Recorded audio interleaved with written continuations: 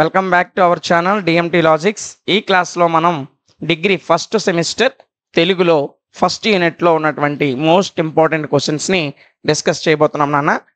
First unit name ఏంటి అంటే రాజనీతి. ఫస్ట్ యూనిట్ ఏంటన్నా రాజనీతి. ఈ ఫస్ట్ యూనిట్ రాజనీతిని రాసినటువంటి రచయిత ఎవరంటే మనకి నన్నయ్య భట్టు గారు, ఆది కవి నన్నయ్య భట్టు గారు రాశారు. ఓకేనా? అయితే ఈ ఫస్ట్ యూనిట్ నుండి మనకి వచ్చేటువంటి మోస్ట్ ఇంపార్టెంట్ క్వశ్చన్స్ ఏంటంటే, ఇందులో నుంచి క్వశ్చన్స్ ఇవ్వడు నాన్న. 2 పద్యాలు ఇస్తాడు.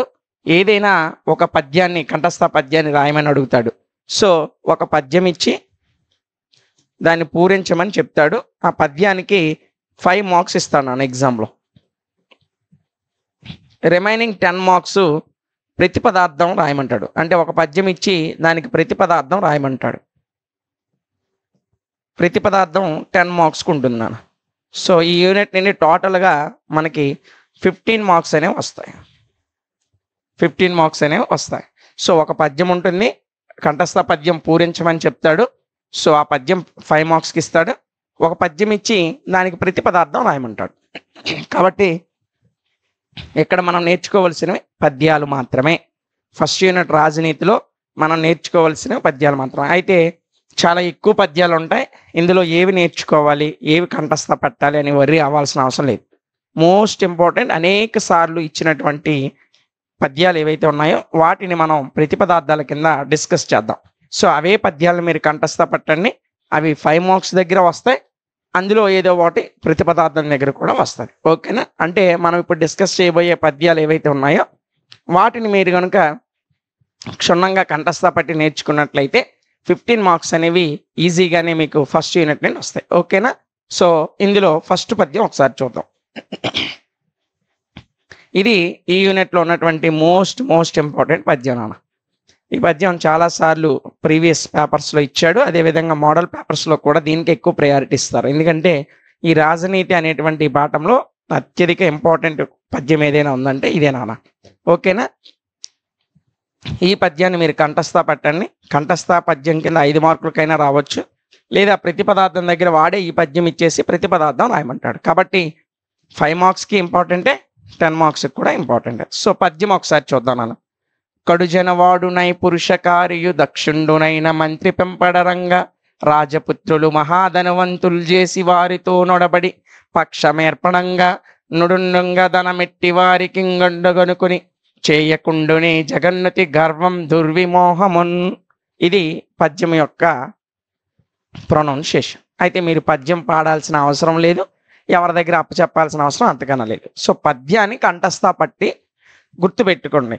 పద్యం ఇస్తే 5 మార్క్స్కి ఇస్తే 7 పద్యం అంతా ఇవ్వడు.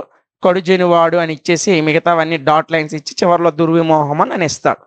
సో పద్యం వస్తే కంపల్సరీగా మీరు కంఠస్థ పెడితే ఇది 5 మార్క్స్కి కంపల్సరీగా వస్తుంది. ఒకవేళ 5 మార్క్స్లో రాకపోతే ఇదే క్వశ్చన్ వాడు 10 మార్క్స్కి ప్రతిపదార్థం కింద ఇస్తాడు. ఓకేనా? మరొకసారి చూడండి. కడుజనువాడు నై పురుషకారియు దక్షుండునైన మంత్రి పెంపడరంగ రాజపుత్రులు మహాధనవంతులం చేసి వారితో నొడంబడి పక్షమేర్పడంగా నుండుండగా ధనమెట్టి వారికి గండుగొనుకుని చేయకుండునే జగన్నుత గర్వం దుర్విమోహమున్. ఇది నన్నయ్య భట్టు గారు రాసినటువంటి, ధర్మరాజుని ఉద్దేశిస్తూ రాసినటువంటి పద్యం. అయితే ప్రతిపదార్థం ఇచ్చేటప్పుడు దీని ప్రతిపదార్థం ఏ విధంగా ఉంటుందో ఒకసారి చూద్దాం మనం. ఓకేనా? ముందుగా ఇందులో జగున్నత ఈ పదం ముందుగా రాయాలి. ఎందుకు రాయాలంటే దీని అర్థము దీని నుంచే స్టార్ట్ అవుతుంది. ఏంటి జగున్నత? జగున్నత, జగత్ ప్లస్ నుత, జగున్నత అని అంటామమ్మా. జగున్నత. సో ప్రతిపదార్థం అంటే మీకు తెలిసి ఇందులో ప్రతి పదానికి అర్థం రాయడమే ప్రతిపదార్థం. ప్రతి పదానికి అర్థం రాస్తూ చివరిలో దీని తాత్పర్యము లేదా దీని యొక్క భావాన్ని కిందలో రాసినట్లయితే 10 మార్కులు మీకు ఈజీగా వస్తాయి. జగున్నత, జగత్ ప్లస్ నుత, జగున్నత అంటే అర్థం ఏంటంటే లోకము చేత. ఏంటని అర్థం? లోకము చేత. జగున్నత అంటే ఏంటన్నా? లోకము చేత. తర్వాత ఫస్ట్కి వచ్చేయండి. కడున్. ఏంటన్నా? కడున్. ఇక్కడ అరసున్నా ఉంది కాబట్టి దీన్ని కడున్ అని పలుకుతాం. సో ఏంటన్నా? కడున్.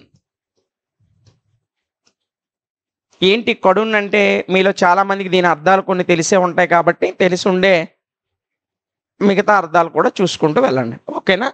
సో జగున్నత అంటే లోకము చేత, కడున్ అంటే మిక్కిలి. కడున్ అంటే ఏంటన్నా? మిక్కిలి. కడున్ మిక్కిలి. తరువాత పదం ఏంటో చూడండి, చనువాడునైనా. ఇది మనకి జనువాడునైనా అనేది సంధిలో కలిసింది కాబట్టి మనకి పద్యంలో జనువాడునైనా అని ఉంది. అదే యాక్చువల్లీ దీని పదం ఏంటంటే చనువాడునైనా. చనువాడున్ ప్లస్ ఐ, చనువాడునై. ఇదిగోండి చనువాడునై. ఓకేనా? ఏంటి చనువాడునై అంటే చనువాడున్ ఐ అంటే పలుకబడి గలవాడై. ఏంటని అర్థం? పలుకబడి గలవాడై. పలుకబడి గలవాడై.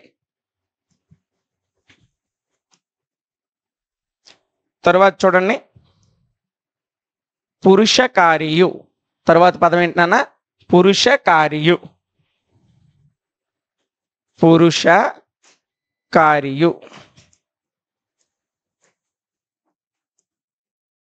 పురుషకారియు ఏంటి? పురుషకార్యు అంటే ఇదిగోండి ఇక్కడ ఉంది కదా, పురుషకార్యు. పురుషకార్యు అంటే కృషి చేసేవాడు. ఎవరినన్నా? కృషి చేసేవాడు. కృషి చేసేవాడు. కృషి చేసేవాడు. తర్వాత పదం ఏంటి ఒకసారి చూడండి నాన్న.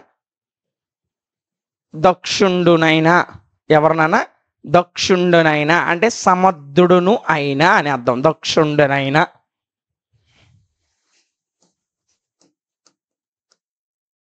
దక్షుండనైనా సమర్థుడును అయినా అని అర్థం. సమర్థుడైన. సమర్థుడైన. దక్షుండనైనా అంటే అర్థం ఏంటన్నా? సమర్థుడైన. మంత్రి. తర్వాత పదం ఏంటన్నా? మంత్రి.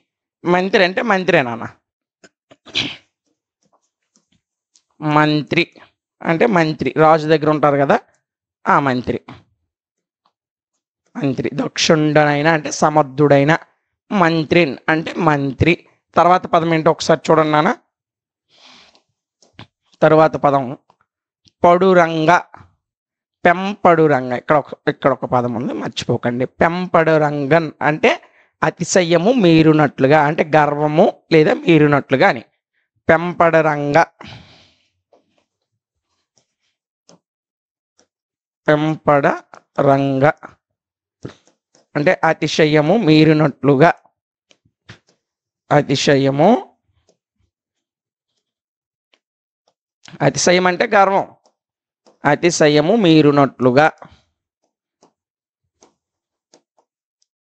అతిశయము మీరునట్లుగా. తర్వాత పదం ఏంటో ఒకసారి చూడండి నాన్న. రాజపుత్రుల. రాజపుత్రుల.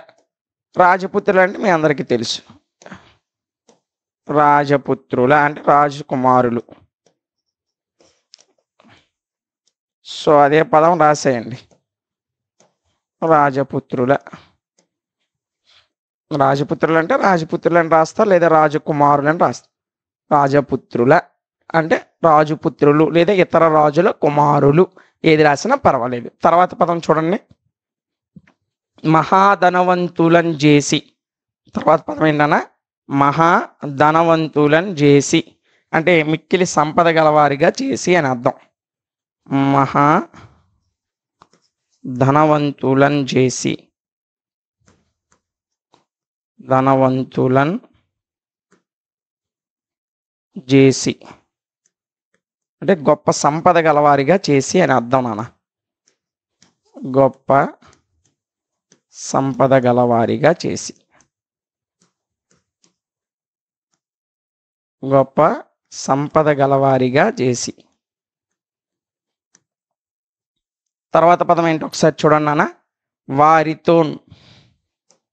వారితో అంటే వారితో కలిసి, వారితో నొడంబడి. వారితో నొడంబడి అంటే వారితో కలిసి అని. వారితో నొడంబడి అంటే ఏంటన్నా? వారితో కలిసి. వారితో నొడంబడి, వారితో నొడంబడి అంటే వారితో కలిసి, వారితో కలిసి. తర్వాత పదం ఏంటో ఒకసారి చూడండి నాన్న. పక్షమేర్పడగా, పక్షమేర్పడగా అంటే ఒడంబడి అంటే చేతులు కలిపి, పక్షమేర్పడగా అంటే వ్యతిరేక వర్గంగా ఏర్పడేటట్లు. పక్షమేర్పడగా,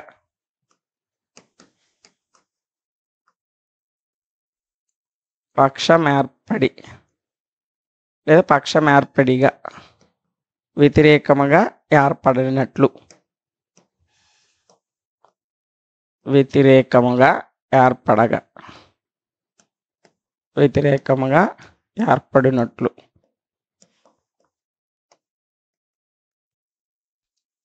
తర్వాత పదం ఏంటో ఒకసారి చూడండి నాన్న.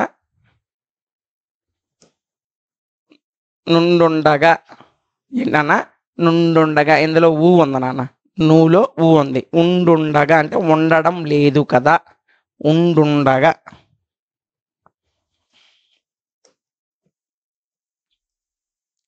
ఉండుండగా,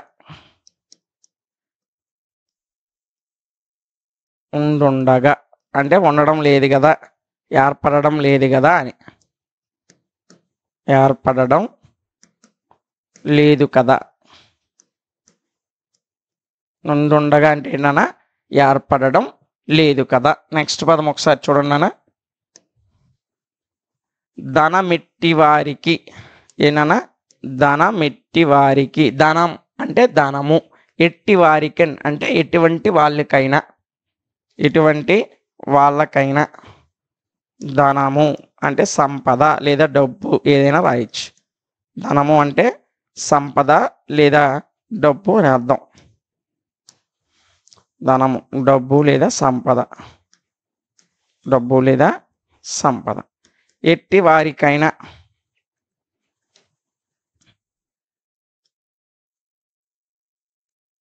ఎట్టి వారికన్ అయినా అంటే ఎటువంటి వారికైనా అని అర్థం, లేదా ఎటువంటి వారినైనా,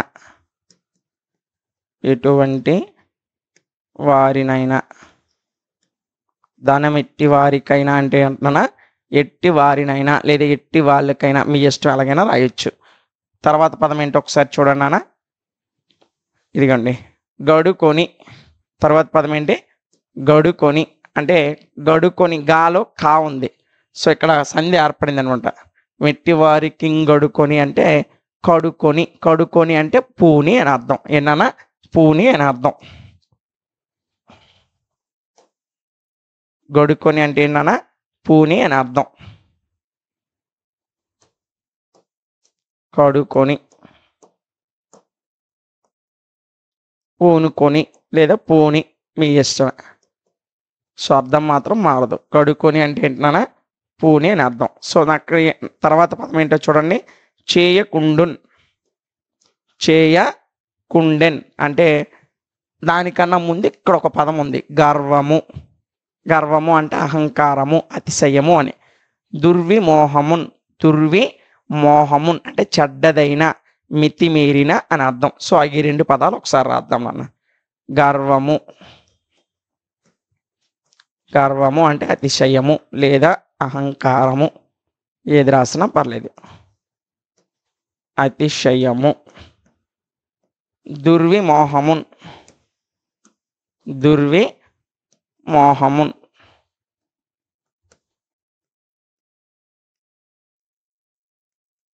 దుర్విమోహమున్ అంటే చెడ్డదైన, మితిమీరిన అని అర్థం.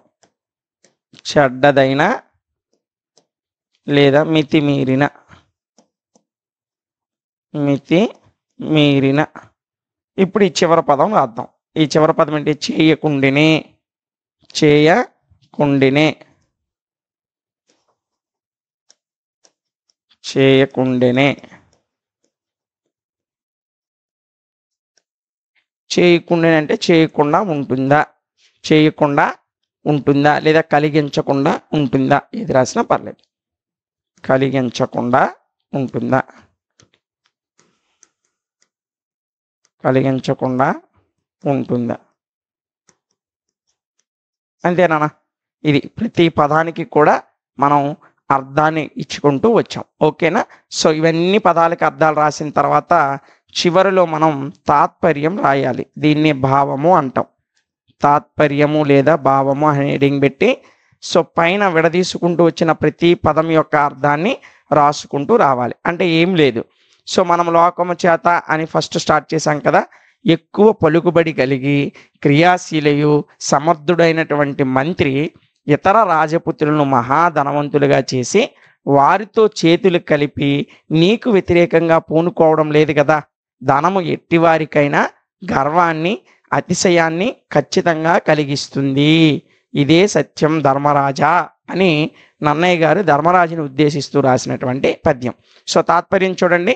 ఎక్కువ పలుకుబడి కలిగి క్రియాశీలయు సమర్థుడు అయినటువంటి మంత్రి ఇతర రాజకుమారులను, అంటే రాజపుత్రులు నన్ను రాశాం కదా, ఇతర రాజకుమారులను ధనవంతులుగా చేసి, ఎలాంటి ధనవంతులుగా, మహాధనవంతులుగా చేసి నీకు వ్యతిరేకముగా పూనుకోవడం లేదు కదా. గర్వము అతిశయము దేని వల్ల కలుగుతాయంటే ధనం వలనే కలుగుతాయి అని నన్నయ్య గారు ఈ పద్యంలో ధర్మరాజును ఉద్దేశిస్తూ రాశారు. ఓకేనా? ఆ భావాన్ని అంతా ఇక్కడ తాత్పర్యం కింద రాస్తారు. సో మీకు ఆ భావం తెలియకపోతే పైన ప్రతి పదానికి కూడా మనము అర్థాన్ని వివరించుకుంటూ వచ్చాం. ఆ అర్థాలన్నింటినీ కూడుకొని ఒకసారి మొత్తం తాత్పర్యాన్ని చూసినట్లయితే ఈజీగానే ఇక్కడ మీరు భావం కింద ఆ పైన ప్రతి పదం యొక్క అర్థాన్ని ఒక సెంటెన్స్లా, ఒక పేరాలాగా అమర్చుకుంటే ఈజీగానే దాని భావం అనేది మీకు వస్తుంది. ఓకేనా? సో ఇది ఈ ఫస్ట్ యూనిట్లో వచ్చేటువంటి ఒక మోస్ట్ ఇంపార్టెంట్ పద్యము. సో ఇది ప్రతిపదార్థం అడుగుతాడు, పద్యం కింద అయినా అడుగుతాడు. ఓకేనా? సో దీనికి సంబంధించి ప్రతిదీ మనం నేర్చుకున్నాం. ఫస్ట్ పద్యం ఏంటో చూసాం, పద్యంలో ప్రతి పదం యొక్క అర్థాన్ని చూసుకుంటూ వచ్చాం. ఓకేనా?